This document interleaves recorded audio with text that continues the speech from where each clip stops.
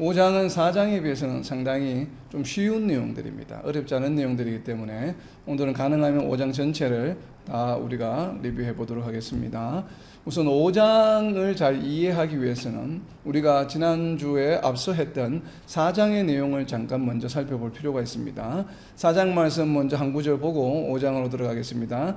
4장 15절입니다. 4장 15절에 어떠한 내용이, 어떠한 키워드가 과연 5장 전체의 이 내용과 연관이 있을까? 왜 히브리 기자는 5장에서 이러한 내용들을 지금 기록하고 있는가? 그것을 알 수 있는 키워드가 있습니다. 히브리서 4장 15절입니다. 우리에게 있는 대제사장은 우리의 연약함을 동정하지 못하실 리가 아니요 모든 일에 우리와 똑같이 시험을 받으시노되 이로되 죄는 없으시니라. 과연 어떤 것이 이 5장의 키워드 모티브가 된 구절이 무엇일까요? 바로 연약함을 동정하지 못하실.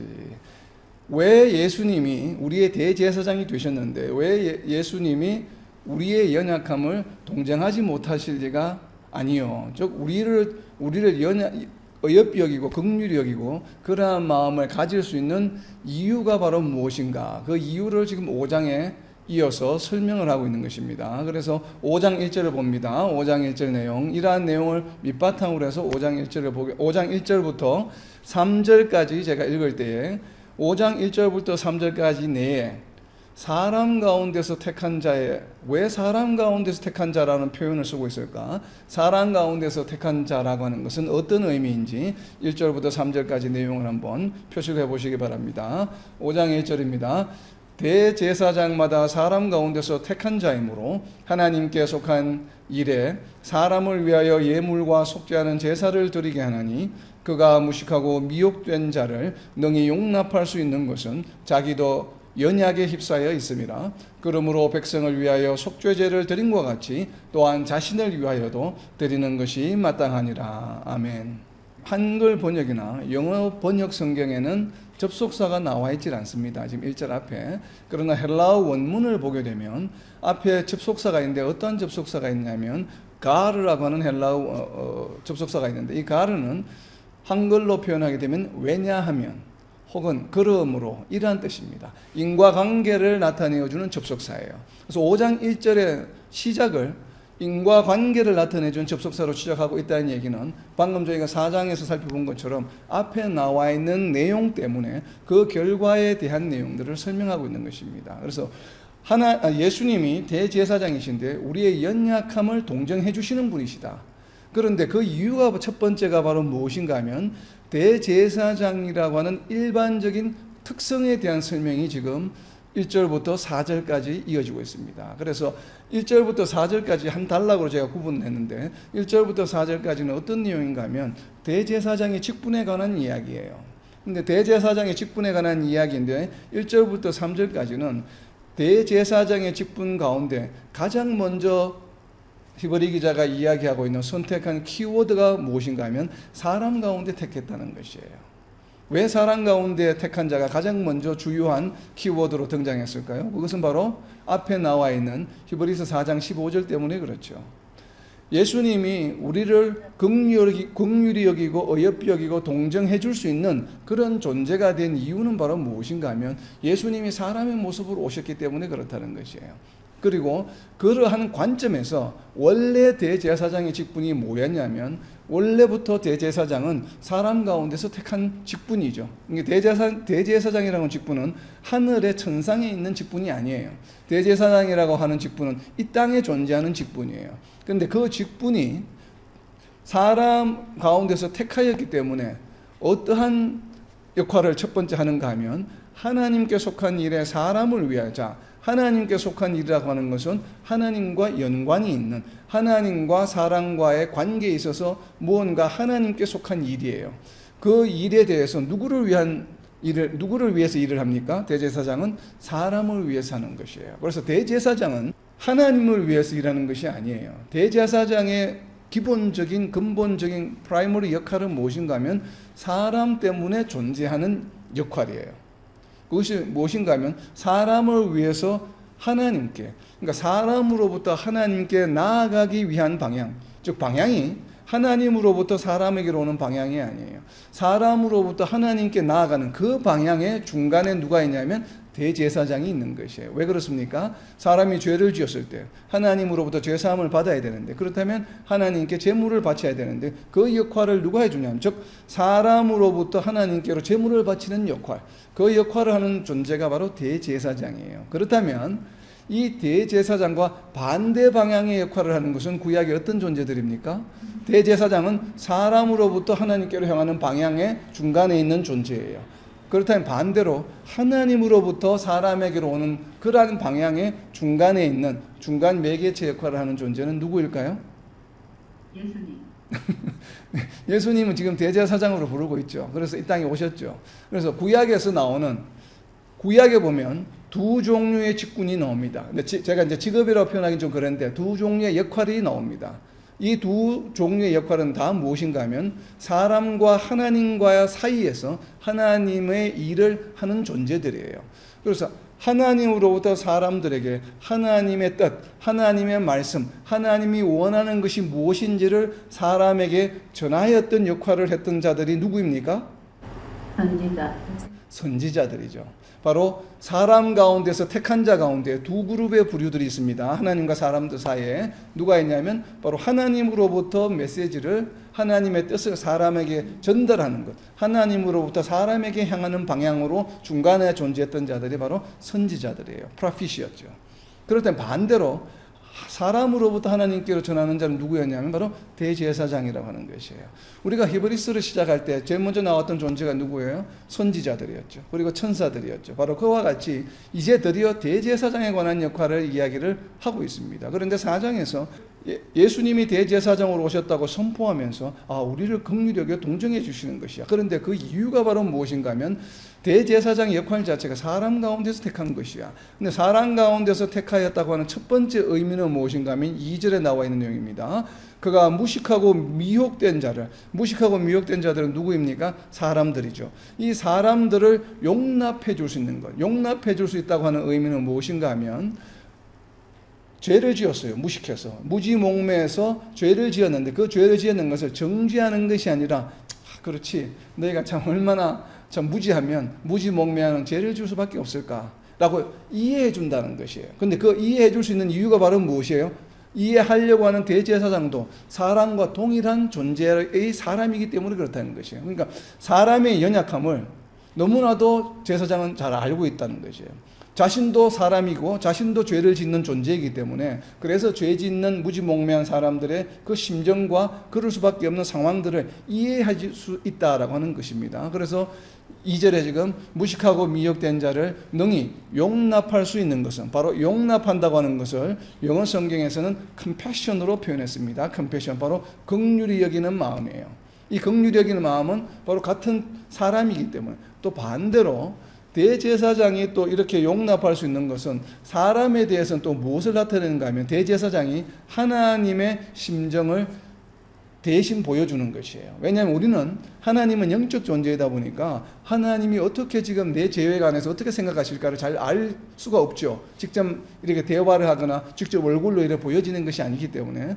그런데 우리가 대제사장에 찾아가서 죄사함에 대해서 제물을 바치면서 죄사함을 이렇게 요구를 할 때, 강구할 때 제사장이 받아서 제물을 드리고 제사를 드림으로 용서를 받는 절차가 행해짐으로 인해서 하나님께서도 대제사장이 지금 내 죄에 대해서 어떤 탓하거나 정죄하지 않고 그냥 죄를 말하는 것을 그냥 그대로 다 들어주고 제물을 대신 이렇게 해서 제단에 올려드리는 역할을 해주는 그런 너그러운 모습이 바로 따지지 않는 것이요. 바로 이것이 용납한다라고 하는 2절의 표현으로 나온 것이에요. 긍휼히 여기는 마음. 바로 이 용납하는 마음을 통해서 우리 사람들은 대제사장이 그렇게 용납해 주는 모습을 보면서 하나님께서 나를 이렇게 용납해 주시는구나, 용서해 주시는구나 하는 것을 볼 수 있는 그러한 장점도 있습니다. 바로 그러한 것이 사람 가운데서 택한 첫 번째 의미는 무지한 몽매한 행위들을 이해하고 용납할 수 있다는 의미예요. 그리고 두 번째는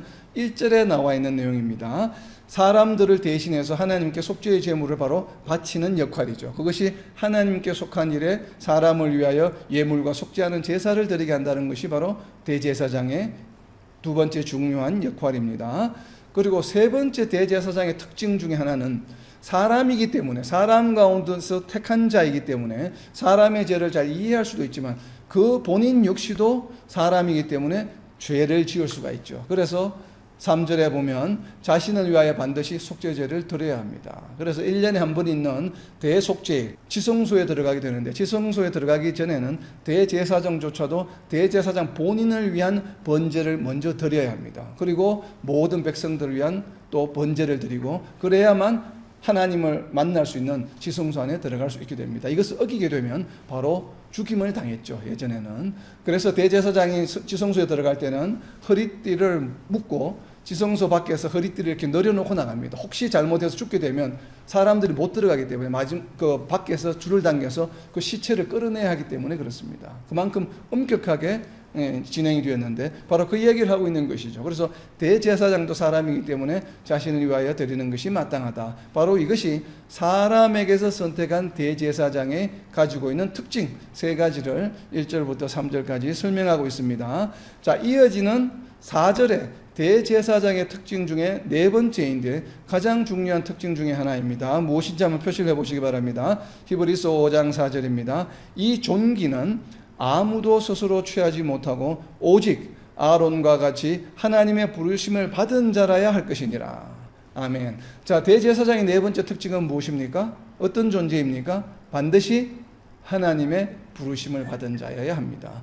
대제사장은 내가 대제사장이 되고 싶다고 해서 나 오늘부터 대제사장 할래, 이게 안 된다는 거예요. 대제사장은 반드시 하나님의 부르심을 받아야 합니다. 이것은 어디에 나와 있냐면 지금 우리가 알고 있는 구약에서의 대제사장들은 누구의 아들들입니까? 바로 아론의 아들들이죠. 그럼 아론은 하나님으로부터 대제사장의 역할을 부름을 받았는지 안 받았는지 알 수 있는 구절이 있습니다. 그래서 하나님의 부르심을 받은 자 옆에다가 출애굽기 28장 1절이라고 적어 놓으세요. 출애굽기 28장 1절입니다.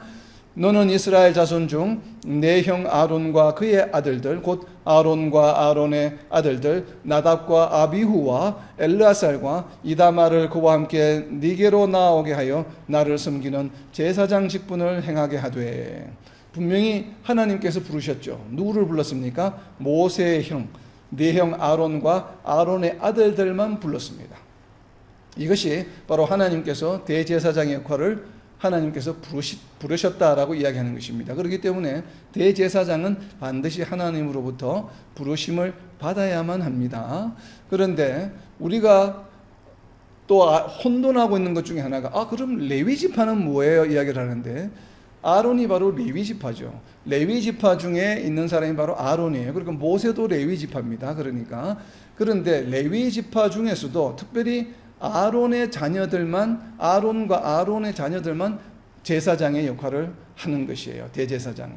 그렇다면 다른 레위인들은 무엇을 하냐면 제사장의 역할은 아니지만 성전을 돌보는 일을 합니다. 그래서 찬양대를 한다든지, 그 다음에 성전을 지키는 역할을 한다든지, 성전에서 여러 가지 음식을 한다든지, 이런 역할을 한다든지, 역시 성전에 머물면서 성전에 관한 일들을 하게 됩니다.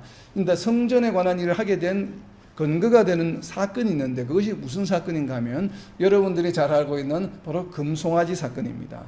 모세가 십계명을 받기 위해서 시내산에 올라가서 40일 동안 있는 동안에 백성들이 참지를 못하고 아론에게 막 컴플레인을 하죠. 그러자 아론이 백성들에게 야 금부치를 다 모아가지고 와. 그래서 그 모은 다음에 그 금부치를 불에 던지니까 거기서 저절로 그 불에서 송아지가 만들어져서 백성들이 그것을 섬기게 되는 장면을 모세가 40일 만에 십계명을 받아서 내려오다가 그 장면을 목격하게 됩니다. 바로 그 장면에서 레위 지파들이 성전을 섬기는 역할을 담당하게 되는데 그것이 바로 무엇인가 어디에 나와 있냐면 출애굽기 뒤로 넘겨서 32장 26절에 나와 있습니다. 출애굽기 32장 26절에 보면 이에 모세가 진문에 서서 이르되 누구든지 여호와의 편에 있는 자는 내게로 나오라 하매 레위 자손이 다 모여 그에게로 가는지라.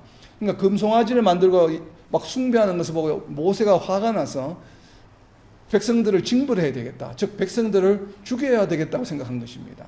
그런데 아무리 그 죄를 지었다 하더라도 지금 이스라엘 민족은 같은 동족이잖아요.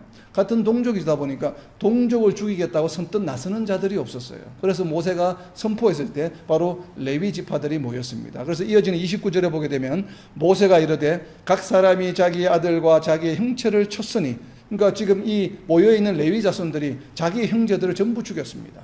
그래서 오늘 여호와께 헌신하게 되었느니라. 그가 오늘 너희에게 복을 내리시리라.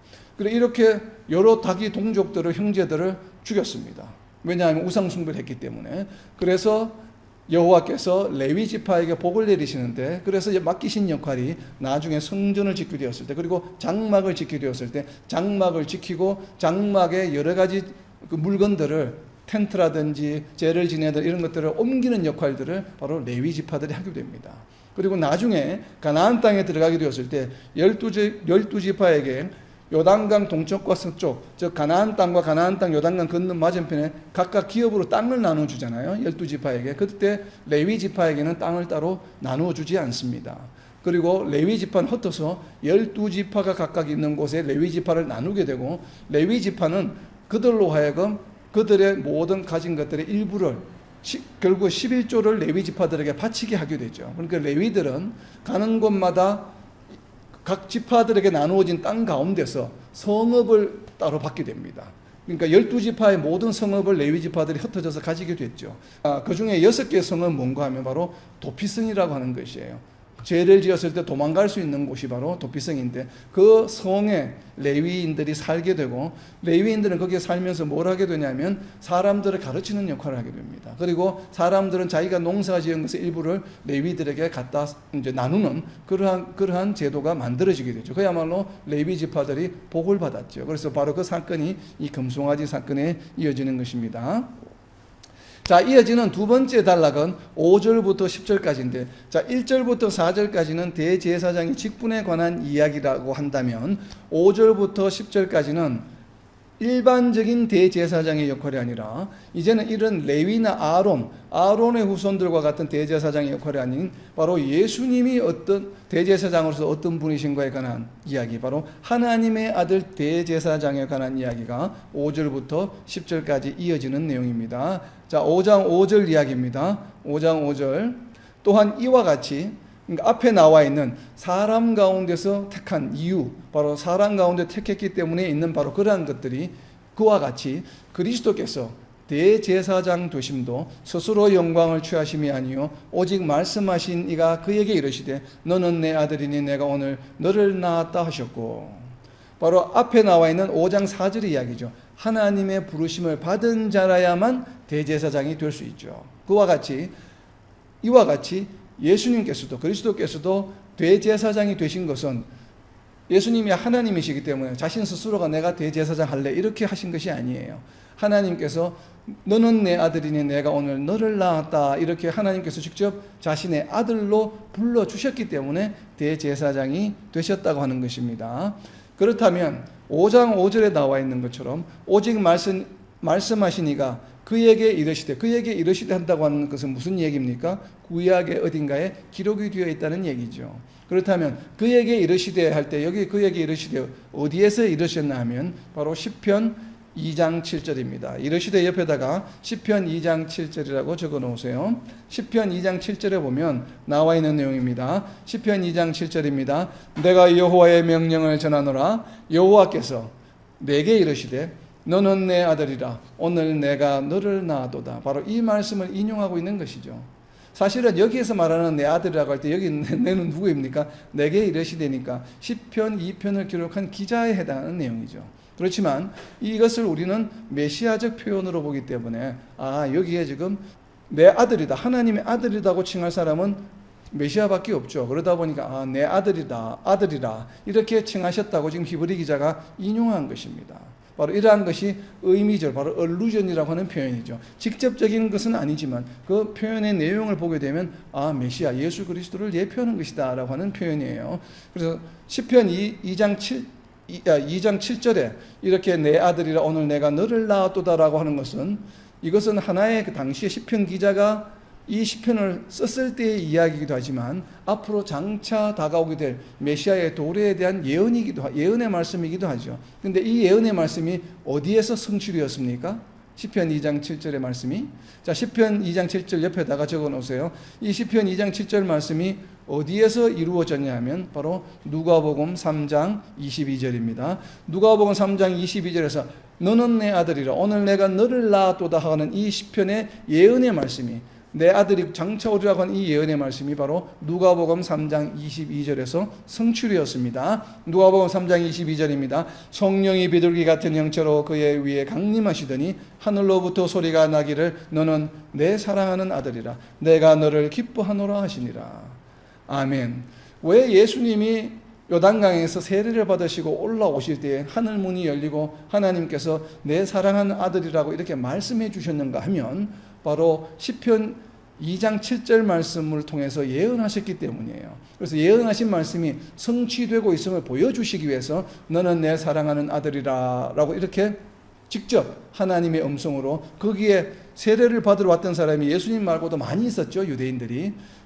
그리고 또 세례 요한이 과연 무엇을 하는지를 염탐하는, 실제로 세례를 받을 생각은 없지만 현장을 어떻게 좀 이렇게 탐문하기 위해서 와 있던 아마 바리새인이나 유대인들도 있었을 것입니다.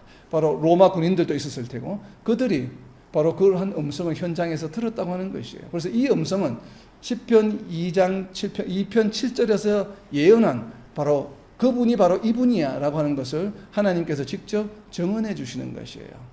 바로 그러한 사건이라고 하는 것을 사도행전에서 설명하고 있습니다. 사도행전 13장 33절에 보면 곧 하나님이 예수를 일으키사 우리 자녀들에게 이 약속을 이루게 하셨다 함이라. 이 약속은 어디에 있는 약속입니까? 시편 2편 7절에 있는 내용이죠. 그래서 약속 옆에다가 시편 2편 7절을 적어 놓으시기 바랍니다. 바로 뒤에 이어서 나오죠. 시편 둘째 편에 기록된 바와 같이 너는 내 아들이라 오늘 너를 낳았다 하셨고, 나와 있죠. 시편 둘째 편. 그러니까 시편 둘째 편에 왜 사도행전에는 시편 둘째 편이라고만 나와 있을까요? 이왕이 이야기하는 거 시편 둘째 편 7절이라고 이야기하지 않고 1절, 2절 하는 성경의 구절은 언제 이루어졌냐면 15세기 때 이루어졌습니다. 15세기 때 1400년이 지난 후에 절이 구별이 되었기 때문에 사도행전과 누가복음이 기록될 때에는 아직 성경의 절이 구별이 되지 않았을 때입니다. 그렇지만 시편 2편이라고 하는 것은 아마 구별이 되었던 것 같아요. 왜냐하면 구약 성경이었기 때문에. 그래서 시편 둘째 편에 기록된 바와 같이 너는 내 아들이라. 사도행전을 누가 기록했습니까? 바로 누가가 기록했죠. 그래서 누가복음 3장 22절에서 역시나 예수님이 세례받는 장면에서 이렇게 너는 내 아들이라고, 내 사랑한 아들이라고 표현하셨다라고 하는 것을 재차 확인해 주고 있는 것이죠. 바로 이것이 내가 오늘 너를 낳았다라고 하는 표현이에요. 바로 히브리서 5장 5절에서 다시 인용하고 있는 것입니다. 그에게 이르시되는 시편 2편 7절에 있는 내용입니다. 예수님에 대해서, 대제사장 예수님은 사람들에게서 선택이 되었지만 첫 번째가 무엇입니까? 하나님의 아들이라고 하는 것이 다른 점이에요. 그리고 두 번째는 또 예수님의 대제사장의 특징이 무엇인가 하면 5장 6절입니다. 무엇인지 한번 표시해 보시기 바랍니다. 또한 이와 같이 다른 데서, 시편의 2편과 같이 또 다른 데서 말씀하시되 네가 영원히 멜기세덱의 반차를 따르는 제사장이라 하셨으니. 자, 예수님은 대제사장이신데 또 다른 점은 무엇입니까? 다른 데서 말씀하셨는데 영원히 멜기세덱의 반차를 따르는 제사장이다라고 하는 것이에요.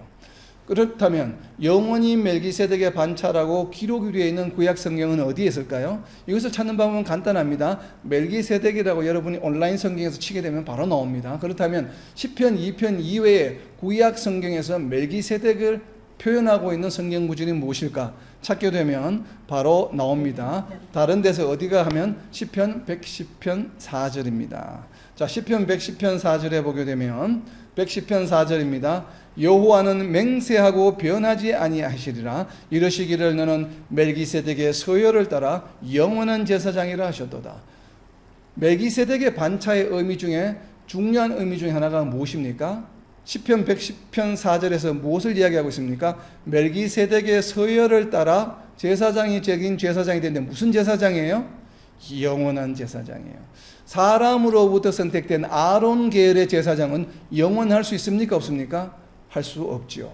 바로 이것이 대제사장 예수님의 기본적인 일반적인 대제사장과는 다른 점입니다. 그 점이 바로 멜기세덱의 반차를 따르는 제사장이라고 하는 것의 첫 번째 이유 중에 하나가 바로 무엇인가 하면, 왜 멜기세덱의 반차를 따른다라고 이야기한다고 한다면, 첫 번째는 영원한 제사장이라고 하는 것이 다르다라고 하는 것이요, 아론 계열의 제사장과는 다르다는 얘기입니다. 자, 두 번째는 멜기세덱의 반차라고 하는 것은 무슨 의미인가 하면, 멜기세덱이라고 하는 단어를 성경에서 우리가 검색을 하게 되면 가장 먼저 나오는 것이 바로 창세기 14장 18절입니다.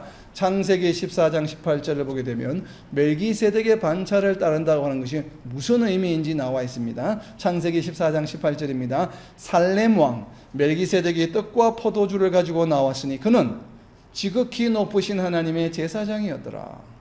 자, 멜기세덱은 어떤 존재입니까? 지극히 높은 하나님의 제사장이에요. 자, 멜기세덱의 반차를 따랐다고 하는 또 다른 이유 중에 하나, 의미는 무엇인가 하면 지극히 높은 하나님의 제사장입니다.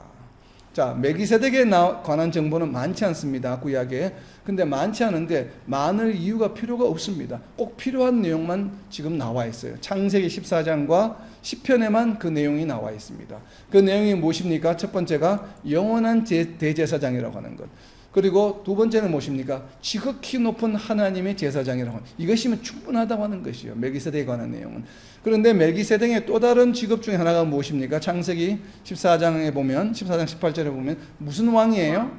살렘 왕이에요. 살렘은 어딘가 하면 예루살렘의 옛 이름입니다. 그래서 예루살렘은 결국 시온을 의미하죠. 시온이 바로 하나님 나라, 하나님의 동산이잖아요. 시온산. 바로 살렘의 왕이라고 하는 것은 하나님 나라의 왕이라고 하는 것이에요. 예수님은 어떤 존재입니까? 이 땅에 왕으로 오셨죠. 바로 예루살렘 시온의 왕이세요. 바로 그것이 멜기세덱이, 그래서 멜기세덱을 구약에서는 예수님을 예표하는 존재라고 우리가 이야기하는 것입니다. 왜냐하면 하나님 나라의 왕이요 지극히 높으신 대제사장이시기 때문에, 하나님의 대제사장이시기 때문에 그렇습니다. 바로 이것이 멜기세덱의 반차를 따른다는 두 번째 이유입니다. 또 다른 멜기세덱의 반차를 따른다는 것은 문자적인 의미 그대로입니다. 멜기세덱의 반차를 따른다고 하는 것은 멜기세덱이 아닌 다른 반차가 또 있다는 얘기죠. 그게 어떤 것입니까? 바로 아론의 반차죠. 그러니까 대제사장에는 두 가지 종류의 반차밖에 없습니다. 두 가지 종류의 대사장밖에 없어요. 아론의 대사장, 그 다음에 멜기세덱 계열의 대사장. 그래서 이 대제사장 예수님은 아론 계열의 대제사장이 아니라 멜기세덱 계열의 대제사장이다라고 하는 것이죠. 자, 그리고 또 중요한 네 번째 이유가 있는데, 멜기세덱의 반차를 따른다는 것이 구약으로부터 나오는 이야기가 아니라 히브리스에 보면 왜 멜기세덱의 반차라고 이야기하는지, 굳이 이야기하는지 중요한 이유 네 번째가 바로 있습니다. 그 옆에다 또 하나 적어 놓으세요. 바로 히브리서 7장 11절입니다. 히브리서 7장 11절을 제가 읽을 때에 도대체 히브리서 7장 11절에서 이야기하는 멜기세덱의 어떠한 특성 때문에 예수님을 멜기세덱의 반차를 따른다고 표현하고 있을까? 왜 이것과 연관이 있을까? 한번 표시를 해보시기 바랍니다. 히브리서 7장 11절입니다. 레위 계통의 제사 직분으로 말미암아. 자, 레위 계통의 제사 직분은 누구입니까? 바로 아론의 반차를 따르는 자들이죠. 레위 계통의 제사 직분이 가지고 있는 한계점이 있습니다. 직분으로 말미암아 온전함을 얻을 수 있었으면 어찌하여 아론의 반차를 따르지 않고 멜기세덱의 반차를 따르는 다른 한 제사장을 세울 필요가 있느냐? 자, 멜기세덱의 반차를 따른다고 하신 이유가 무엇이에요? 온전하게 되는 것이죠. 온전하게 된다고 하는, 이 굉장히 중요한 표현입니다. 자, 온전함에다 동그라미 쳐놓으세요. 그리고 5장 6절로 돌아와서 영원히 멜기세덱의 반차를 따르는 제사장이라 옆에다가 영원히는 1번 영원성, 즉 멜기세덱의 반차를 따른다고 하는 것 중에 중요한 요소, 특성 중에 하나가 바로 무엇인가 하면 영원성이에요. 그리고 두 번째는 무엇입니까? 중요한 것을 우리가 두 가지라고 하면 뽑는다고 한다면 그것은 무엇인가 하면 온전함이에요. 아론 반차의 제사장은 온전하지 못했습니다. 그런데 그것이 만약에 온전했다고 한다면, 제대로 대제사장 역할을 완수할 수 있다면, 그래서 모든 백성들이 구원에 이를 수 있었다라고 한다면 다른 종류의 대제사장을 세울 필요가 없었다고 하는 것이에요. 그런데 아론 계열의 대제사장이 할 수 있었던 것은 무엇인가 하면 백성들이 죄를 지었을 때만 그 죄 사함을 받는 역할을, 죄 사함을 받을 수 있도록 대신 도와주는 역할밖에 할 수가 없었던 것이에요. 그러니까 사람들로 하여금 죄 사함을 온전하게 죄 사함을 받을 수 있도록 할 수 없었다고 하는 것입니다. 이것이 바로 온전할 수 없었다라고 하는 점이에요. 그렇기 때문에 아론 계열의 대제사장과는 다르게 이제는 온전하게 할 수 있는 대제사장이 오셨다고 하는 것이, 이제는 아론 계열의 대제사장처럼 제물을 바쳐주는 것이 아니라 그 제물 대신에 대제사장이 본인 스스로가 제물이 되심으로 인해서 이제는 죄를 지을 때마다 죄사함을 받는 것이 아니라 그냥 예수님을 믿기만 하면, 그 대제사장을 믿기만 하면, 따르기만 하면 모든 죄가 다 일시 한 번만에 온전하게 씻음을 받을 수 있다고 하는 것이 바로 온전함이에요. 예수님의 대제사장을 통하게 되면 거룩한 존재, 죄사함을 받은 존재가 될 수 있다라고 하는 것입니다. 이것이 바로 멜기세덱의 반차를 따른다고 하는 것이에요. 바로 이 온전함과 영원성이에요. 자, 영원성과 온전함을 여러분 머릿속에 좀 두시기 바랍니다. 두 가지 키워드가 무엇이라고요? 영원성과 온전함이에요. 자, 이것을 머리에 두시고 이어지는 7절로 갑니다. 7절입니다. 그는 육체에 계실 때에 자기를 죽음에서 능히 구원하실 이에게 심한 통곡과 눈물로 간구와 소원을 올렸고 그의 경건하심으로 말미암아 들으심을 얻었느니라. 아멘. 이것은 무엇에 관한 이야기입니까? 지금 그는, 여기에서 그는 누구이십니까? 바로 예수님이시죠. 예수님은 육체에 계실 때라는 표현은 바로 무엇이에요? 앞에 1절부터 4절까지 나온 것처럼 사람 중에서 택하신 대제사장에 이셨을 때에 자기를 죽음에서 능히 구원하실 리, 자기를, 예수님을 죽음에서 능히 구원하실 이는 누구입니까? 바로 여호와 하나님이죠. 여호와 하나님에게 심한 통곡과 눈물로 간구와 소원을 올렸어요. 이것이 바로 무엇입니까? 무엇에 해당하는 것이요? 심한 통곡과 눈물로 예수님이 하나님께 간구와 소원을 올렸습니다. 어디에 거기다 적어 놓으세요. 무엇입니까? 누가복음 22장 42절입니다. 간구와 소원을 올린 내용이 무엇인가 하면 누가복음 22장 42절에 나와 있습니다. 무슨 내용을 올렸는지 잘 보시기 바랍니다. 누가복음 22장 42절입니다. 이르시되 아버지여, 만일 아버지의 뜻이거든 이 잔을 내게서 옮기시옵소서. 이것이 소원이죠. 그러나 내 원대로 마시옵고 아버지의 원대로 되기를 원하나이다. 바로 이것이 무엇입니까? 앞에 나와 있던 누가복음 22장 42절 전반부, 이 잔을 내게서 옮기시옵소서. 이것이 간구와 소원이에요. 그리고 히브리서 5장 7절 후반부에 나와 있는 그의 경건하심으로 말미암아, 그의 경건하심은 무엇입니까? 지금 우리 한글 성경에는 그의 경건하심이라고 하니까 이것과 지금 누가복음 22장 42절에 나와 있는 것과 무슨 연관관계가 있지? 잘 연결이 되지 않죠. 그런데 영어 성경을 가지고 계시는 분은 NIV 성경에 보시기 바랍니다. 그의 경건하심이 영어로 무엇으로 표현이 되어 있습니까? Reverent submission이라고 되어 있습니다. 경건한 순종, submission입니다. 그래서 이 경건하심이 영어 성경에는 무엇이라고 되어 있냐면 reverent submission이에요. 경건한 순종이에요. 경건한 순종으로 말미암아 들으심을 얻었다라고 되어 있습니다. 자, 여기에서 누가복음 22장 42절에서 경건한 순종은 무엇을 의미하는지 다시 한번 보시기 바랍니다. 제가 다시 읽습니다. 누가복음 22장 42절입니다. 이르시되 아버지여, 만일 아버지의 뜻이거든 이 잔을 내게서 옮기시옵소서. 자, 이것은 간구와 소원입니다. 그러나 내 원대로 마시옵고 아버지의 원대로 되기를 원하나이다. 이것이 바로 무엇이에요? Reverent submission이에요. 순종이죠. 왜? 하나님 뜻대로 하시옵소서 순종하는 것이잖아요. 근데 이 순종이 어떤 순종이에요? 경건한 순종이에요. 왜냐하면 하나님의 뜻대로 하나님이 원하시는 대로 하십시오. 제가 비록 기도로 간구를 드리지만 그래도 하나님께서 원하시는 대로 하십시오. 이렇게 간구와 소원을 올렸는데 간구와 소원을 어떻게 올리셨습니까? 통곡과 눈물로 하셨다는 것이에요. 통곡과 눈물로 하셨다는 것을 어디에서 알 수 있습니까? 바로 누가복음 22장 44절에 나와 있습니다. 통곡과 눈물 옆에 누가복음 22장 44절이라고 적어 놓으세요. 누가복음 22장 44절입니다. 예수께서 힘쓰고 애써 더욱 간절히 기도하시니 땀이 땅에 떨어지는 핏방울같이 되더라. 정말 통곡과 눈물로 좀 격정적으로 기도하는 것이죠. 바로 이것이 44절에 나와 있습니다. 자, 히브리서 5장 7절로 나옵니다. 자, 우리 알아본 것처럼 히브리서 22장 42절과 44절의 내용이 지금 다 나왔습니다. 근데 하나 남아있는 것이 있습니다. 히브리서 5장 7절 마지막 부분입니다. 말미암아, 자, 순종하심으로 말미암아 뭘 하셨다고요? 들으심을 얻었느니라. 이 들으심을 얻었다는 것은 무슨 의미입니까? 영어 성경에서는 He was heard라고 되어 있는데 들으심을 얻었다는 것은 무슨 얘기예요? 자, 예수님이 간구와 소원은 눈물과 통곡으로 간절히 기도했습니다. 그럼 이 한 기도를 어떻게 했다는 얘기예요? 하나님께서 들어주셨다는 얘기예요. 그래서 말미암아 이렇게 하심으로, 근데 무엇 때문에 하나님께서 그 기도를 들어주셨습니까? 바로 reverent submission 때문에, 경건하심, 경건한 순종 때문에 하나님께서 예수님의 기도를 들으시다가 내 말에 내 뜻에 순종하는구나, 그러니까 내가 들어줘야지 해서 들어주신 내용이 무엇일까요? 무엇을 들어주셨을까요? 여러분들도 열심히 기도하다 보면 이러한 기도 응답을 받을 때가 있습니다. 그 기도 응답이 무엇입니까? 예수님이 하자는 대로 해주시는 기도 응답입니까? 아니에요.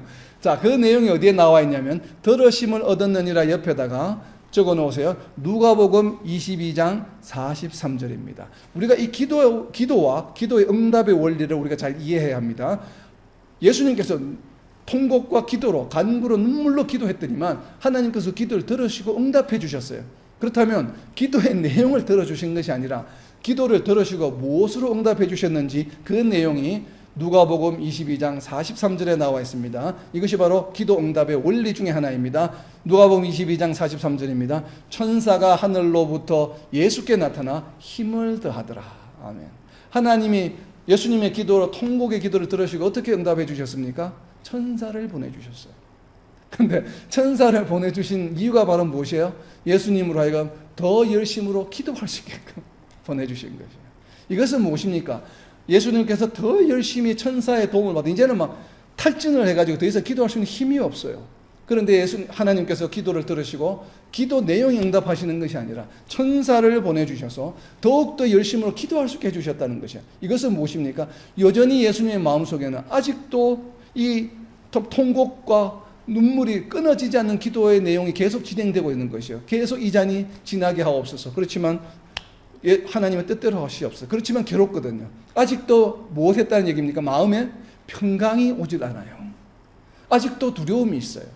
기도를 하지만 아직도 그런데 지쳤어요. 지금 더 이상 기도할 힘도 없어요. 그런데 아직 마음에 평강이 오지 않아요. 그래서 하나님께서 천사를 보내주셔서 더 기도할 수 있게 해주십니다. 그래서 그 기도한 천사의 도움을 받아서 기도한 결과가 바로 무엇이에요? 예수님 얻으신 영원한 안식이고 평강이에요.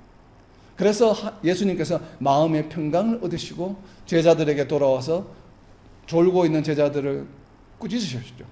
바로 그와 같이 예수님이 마음의 평강을 얻으시고 그 다음날 십자가의 형벌의 길을 담대하게 평강한 마음으로 걸어가실 수 있으셨던 것입니다. 예수님께서 골고다 십자가 형육의 길을 갈 수 있었던 근본적인 동기의 그 근원, 힘은 어디에서 나왔습니까? 바로 누가복음 22장 43절에서 나왔죠.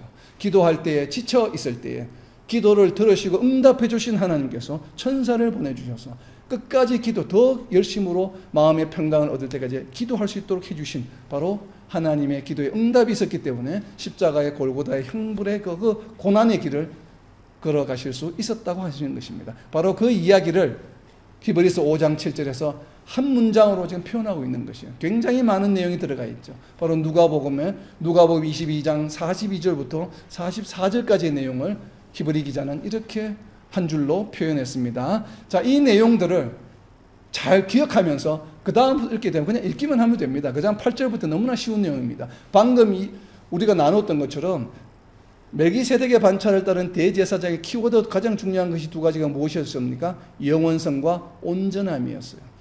그리고 지금 7절에서 강조하는 것은 무엇이에요? 바로 예수님의 경건한 순종이에요. 순종입니다. 키워드가 무엇이 나왔습니까? 영원성과 온전함과 바로 순종이 나온 것이에요. 이 세 가지가 바로 멜기세덱의 반차를 따르는 대제사장의 특징이라고 하는 것이에요. 그래서 사람으로부터 나온 아론 계열의 제사장과는 다르다라고 하는 것을 지금 설명하고 있는 것입니다. 자, 이어지는 8절부터 10절까지의 내용입니다. 제가 방금 이야기한 세 가지 키워드를 잘 머리에 두면서 히브리서 5장 8절부터 10절까지 내용에 한번 표시를 해보시기 바랍니다. 히브리서 5장 8절입니다. 그가 아들이시면서도 받으신 고난으로 순종함을 배워서 온전하게 되셨은즉 자기에게 순종하는 모든 자에게 영원한 구원의 근원이 되시고 하나님께 멜기세덱의 반차를 따른 대제사장이라 칭하심을 받으셨느니라. 아멘. 예수님이 멜기세덱을 따르는 대제사장이라고 하는 칭함을 받은 이유가 바로 무엇입니까? 8절에 나와 있는 순종함을 배워서 9절에 온전하게 되셨어. 그렇기 때문에 예수님께 순종하는 모든 자에게 무슨 구원을 주셨습니까? 아론 계열의 제사장들은 죄를 지을 때마다 그 순간순간에 구원밖에 주지 못했는데 예수님을 믿는, 예수님께 순종하는 모든 자는 무엇을 얻습니까? 영원한 구원의 권한이 되셨다. 영원한 구원을 얻게 되었다는 것이에요. 이 영원성은 무엇에 대한 영원성입니까? 아론 계열의 제사장이 사람들에게 줄 수 있었던 일시적인 일회성적인 구원과는 다른 영원한 구원을 줄 수 있는 근거가 되셨다라고 하는 것이에요. 이것이 바로 멜기세덱의 반차를 따른다라고 하는 표현입니다. 이 표현을 히브리서 5장 8절부터 10절까지 표현하고 있는 것이에요. 바로 영원한 구원의 근원이 되셨다. 멜기세덱의 반차를 따르는 대제사장이기 때문에 우리는 무엇함으로 줄을 쳐놓으시기 바랍니다. 우리는 무엇함으로 자기에게, 자기가 누구입니까? 예수님이에요. 예수님에게 순종하는 모든 자입니다. 예수님에게 순종하는 모든 자에게 영원한 구원이 주어져요. 우리가 알고 있는 영원한 구원은 무엇으로 얻어집니까? 예수님을 믿음으로. 근데 히브리 기자는 이 믿음을 무엇으로 표현합니까? 순종으로 표현하고 있는 것입니다. 그래서 저희가 로마서에 살펴보았죠. 순종의 종이 됨으로 의에 이른다고 하는 표현. 로마서 1장 5절에 있는 것처럼 믿어 순종하게 한다는 표현. 바로 믿음과 순종은 성경에서, 신약 성경에서 동일한 개념으로 쓰이고 있다는 것이에요. 그것을 바로 야고보 기자는 설명하고 있는 것이죠. 바로 여기 히브리서 기자도 마찬가지입니다. 예수님에게 순종하는 모든 자에게 영원한 구원의 권한이 되셨다라고 하는 것이에요. 영원한 구원의 권한이 되신 세 가지 키워드가 있습니다. 하나님의 아들이시기 때문에, 그리고 고난이 있고 그 고난에 순종해서 온전하게 되었다고 하는 것이에요. 바로 이것이 영원한 구원의 근원이 되셨다라고 하는 것입니다. 자, 이러한 내용들이 있어요. 자, 예수님께 순종함으로 영원한 구원을 얻을 수가 있는데, 자, 지금부터 나오는 11절부터 나오는 얘기는 두 부류의 사람들에 관한 이야기입니다. 방금 이야기한 것은 대제사장, 멜기세덱의 반차를 따르는 대제사장 예수님에 관한 이야기인데, 이러한 내용들을 아는 자와 모르는 자, 또 알고 있으면서 순종하는 자와 순종하지 않는 자, 이러한 두 그룹의 사람들로 나누어지기 시작합니다. 자, 히브리서 5장 11절부터 12절 말씀입니다. 자, 여기에 5장 11절부터 12절 이야기를 할 때 듣는 것이 둔하다고 하는 것이 과연 어떤 의미인지 한번 표시를 해보시기 바랍니다. 5장 11절입니다. 멜기세덱에 관하여는 우리가 할 말이 많으나 너희가 듣는 것이 둔함으로 설명하기 어려우니라. 때가 오래되었으므로 너희가 마땅히 선생이 되었을 터인데 너희가 다시 하나님의 말씀의 초보에 대하여 누구에게서 가르침을 받아야 할 처지이니 단단한 음식은 못 먹고 젖이나 먹어야 할 자가 되었도다. 이것은 무엇에 관한 내용입니까? 믿지 않는 자들에 대한 이야기가 아니에요. 지금 예수 그리스도를 구주로 받아들인 유대인들에 관한 이야기입니다. 그런데 그들이 어떤 자들이라고요? 듣는 것이 둔하다는 것이에요. 그래서 멜기세덱에 관해서 지금 히브리 기자가 설명을 더 하고 싶어요. 지금까지 한 이야기 말고도. 그런데 이야기해봐야 알아듣지 못하기 때문에 소용이 없으니까 설명 안 하겠다는 것이에요, 지금은. 그런데 어디에서 설명하냐면 뒤에 나오는 7장에 가서 설명을 합니다. 멜기세덱에 관해서 구체적으로 이어지는 6장과 7장에 가서 설명을 하는데, 지금 여기에서 하는 것은 둔하기 때문에 설명하기 어렵다. 그런데 둔하다고 하는 것은 무엇인가 하면 히브리서에서 앞에 나오죠. 바로 3장 8절에 나옵니다. 둔하다는 표현은 다르게 어떻게 표현하고 있냐면 히브리서 3장 그 둔하다 옆에다 히브리서 3장 8절에 적어놓으세요. 바로 나와 있습니다. 히브리서 3장 8절에 광야에서 시험하던 날에 거야가 하던 것 같이 너희 마음을 완고하게 하지 말라. 즉 둔하다는 얘기는 지금 이 히브리서를 읽고 있는 받아서 듣고 있는 읽고 있는 자들의 마음이 어떻다는 얘기예요? 둔하다는 완고하다는 것이에요. 근데 완고한데 너희들이 지금 예수님을 받아들인 지가 언젠데 예수님을 받아들인 지가 오래되었어요. 그래서 12절에 보면 때가 오래되었기 때문에 이제는 선생님 수준인데 다른 사람들을 가르쳐야 될 수준인데 지금 가르쳐야 될 수준이 되지 못하고 아직도 뭐예요? 아직도 예수님을 믿었던 처음 그 단계, 초보 단계에 있다라고 하는 것이에요. 자, 여기에서 중요한 개념이 나옵니다. 말씀의 초보에 대하여 누구에게서 가르침을 받아야 지금 다른 사람을 가르쳐야 될 수준에 있는 선생이 되어야 되는데 아직도 예수님을 믿은 지 오래인데도 아직도 하나님의 말씀의 초보에 대하여 누군가에게서 가르침을 더 받아야 된다. 이 하나님의 말씀의 초보라고 하는 것은 무엇을 의미할까요? 그렇다면 하나님의 말씀의 초보라고 하는 얘기는 여러분들은 하나님의 말씀의 초보입니까? 아닙니까? 초보가 뭐지? 그러면 초보가 뭔지 알아야 될 거 아니에요, 그죠? 그러면 아예 나는 초보 아니야. 교회 다닌 지 지금 30년 되고 뭐 20년이 되고 나 10년이 넘었는데 유년주일학교부터 지금까지 뭐 수십 년을 다녔는데 나는 하나님의 말씀 초보가 아니야. 나는 굉장히 많은 것을 알고 있어. 나는 누구를 가르칠 수 있는 선생이야. 아니면 아직도 초보인지를 알려면 여기에서 히브리 기자가 말하는 말씀의 하나님 말씀 초보가 뭔지 알면 되겠죠. 이 말씀의 초보에 관한 내용이 바로 어디에 나오냐면 다음 주에 하게 될 히브리서 6장에 그대로 적나라하게 적시가 되고 있습니다. 히브리서 6장 1절부터 2절입니다. 자, 히브리서 6장 1절부터 2절을 읽을 때 하나님 말씀의 초보가 과연 무엇에 관한 내용인지 한번 표시를 해보시기 바랍니다. 히브리서 6장 1절입니다. 그러므로, 자, 그렇기 때문에 5장 내용을 갖다가 그대로 그렇게 5장의 내용이 그렇기 때문에 그러므로 우리가 그리스도의 도의 초보를 버리고, 자, 여기 또 나옵니다. 초보 얘기가. 그리스도의 도의 초보를 버리고이기 때문에 그리스도의, 자, 문장을 잘 보시기 바랍니다. 그리스도의 도의 초보를 버리고 죽은 행실을 회개함과 하나님께 대한 신앙과 세례들과 안수와 죽은 자의 부활과 영원한 심판에 관한 교훈의 틀을 다시 닦지 말고 완전한 대로 나아갈지니라. 아멘. 하나님 말씀의 초보가 무엇입니까? 6장 1절에서 무엇으로 표현하고 있습니까? 그리스도의 도의 초보죠. 그렇다면 그리스도의 도의 초보, 그리스도의 도의 초보는 또 무엇입니까?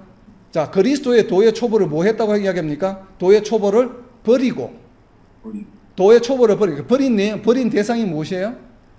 그리스도의 도죠. 그리스도의 도의 초보를 버렸죠. 버렸기 때문에 버린 것을 다시 뭐 한다고요? 다시 배워야 한다라고 이야기하고 있죠. 6장 2절에서.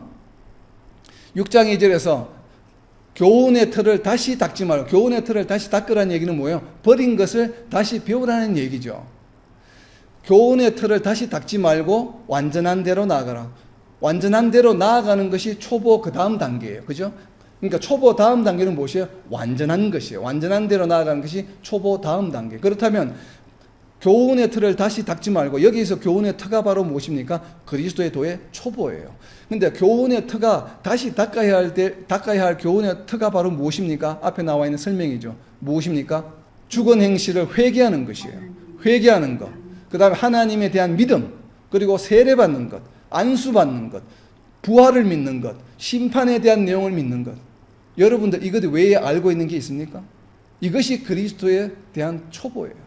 그리스도의 초보가 바로 무엇인가 하면 우리가 개신교에서 우리가 가르치고 있는 예수님을 믿음으로 구원을 받는다고 너무나 열심히 가르치고 있는 내용 모두가 지금 여기 다 무엇이라고 히브리 기자는 이야기하고 있는 것이며, 그것이 우리가 배워야 될 전부가 아니라는 얘기. 그것이 무엇이냐? 가장 기초적인 것이다. 그리스도의 초보다. 초보. 하나님 말씀에 대한 가장 기본이다. 정말 그리스도인이라면, 예수님을 믿는다고 한다면, 그리스도를 믿는다고 한다면 알아야 할 입문 과정에 있는 내용이다. 유치원생들이나 배우는 내용의 수준이다라고 하는 것이에요. 그런데 우리는 지금 어떻게 하고 있습니까? 이 내용 이외의 것을 배우려고 노력하고 있습니까? 가르치려고 노력하고 있습니까? 성도들 각자가 이것 이외에 알려고 노력하고 있습니까? 그리스도의, 우리가 지금 알고 있는 게 전부인 양 알고 있어요. 그리고 날마다 기도합니다. 도대체 무엇을 위해서 기도를 합니까? 초보의 실력으로 지금 기도를 하고 있다는 내용이에요. 그것을 지금 히브리 기자가 이야기하고 있는 것입니다. 그리스도의 도의 초보에 머물러 있다고 지금 한탄하고 있는 것이에요. 그래서 너희가 누군가를 가르쳐야 되는데 아직도 누구에게서 가르침을 받아야 할 처지이니 단단한 음식은 못 먹고 젖이나 먹어야 될 자가 되었도다.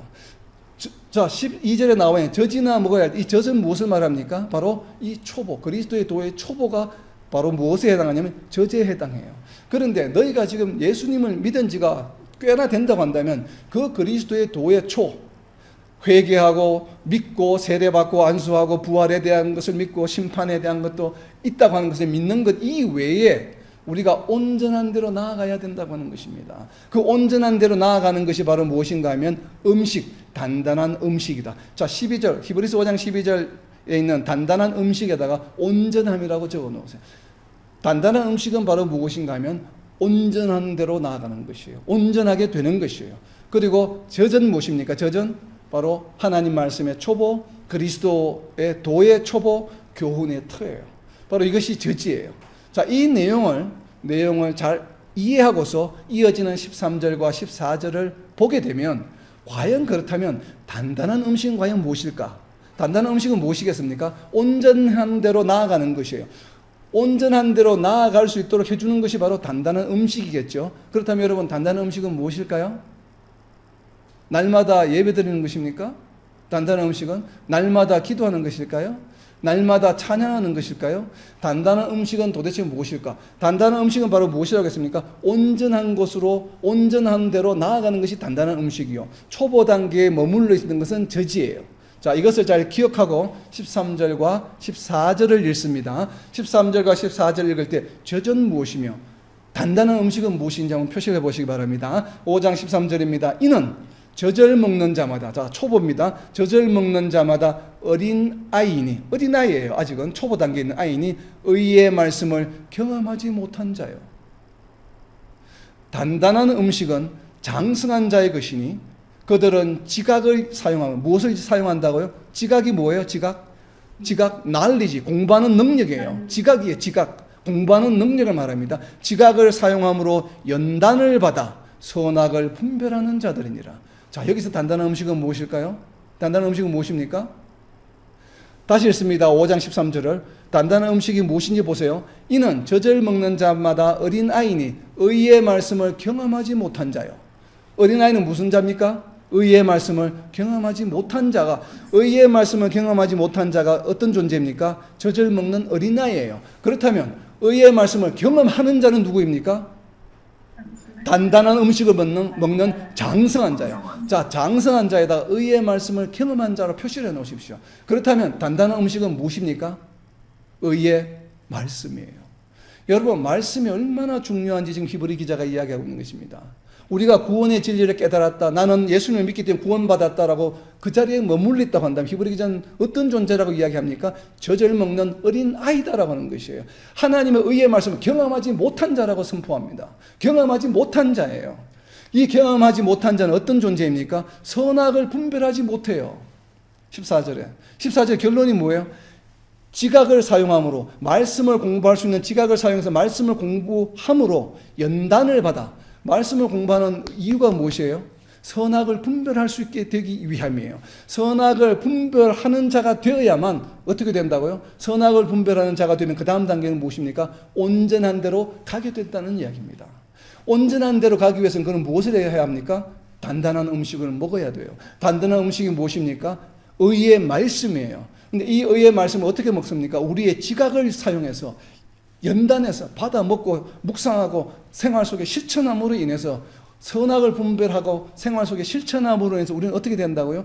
온전한 자가 된다. 온전한 대로 갈 수 있다라고 하는 것이에요. 지금 히브리 기자가 5장에서 계속 멜기세덱 계열의 예수님이 바로 대제사장이라고 강조하는 이유가 바로 무엇입니까? 영원성과 온전함이에요.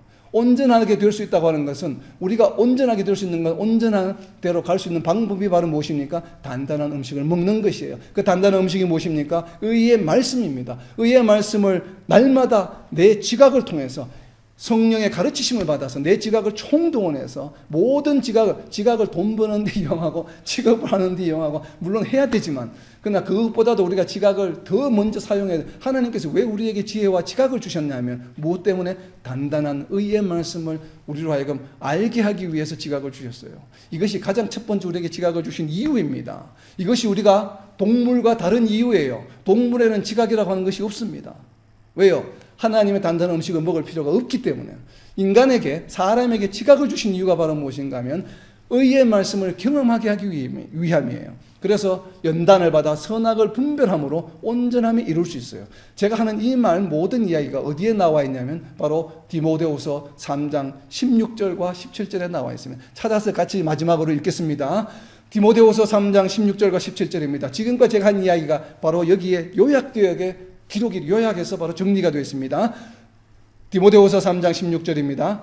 같이 읽겠습니다. 큰 목소리로. 모든 성경은 하나님의 감동으로 된 것으로 교훈과 책망과 바르게 함과 의로 교육하기에 유익하니 이는 하나님의 사람으로 온전하게 하며 모든 선한 일을 행할 능력을 갖추게 하려 함이라. 아멘. 하나님의 말씀이 어떤 존재라고요? 하나님의 사람을, 성도들을 온전한 대로 이루게 하는 것입니다. 그래서 온전하게 해서 어떻게 한다고요? 모든 선한 일을 행할 능력을 갖추게 하는 것이 바로 의의 말씀이에요. 하나님의 말씀이라고 하는 것입니다. 그래서 5장 14절에서 선악을 분별하는 자들이다. 선악을 분별하는 자들이라고 하는 것이 바로 무엇이에요? 모든 선한 일을 행할 능력을 갖춘 자들이다 이 말이에요.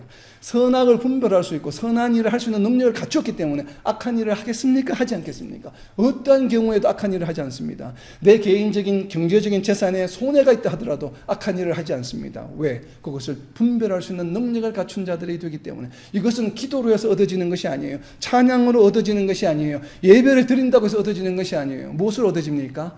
단단한 음식, 의의 말씀을 묵상함으로. 디모데후서 3장 16절과 17절 말씀, 히브리서 5장 14절 옆에다 적어놓으세요. 디모데후서 3장 16절과 17절 말씀이에요. 우리를 온전한 길로 인도해 주는 것은 바로 하나님의 말씀이라고 하는 것을 잊어서는 안 됩니다.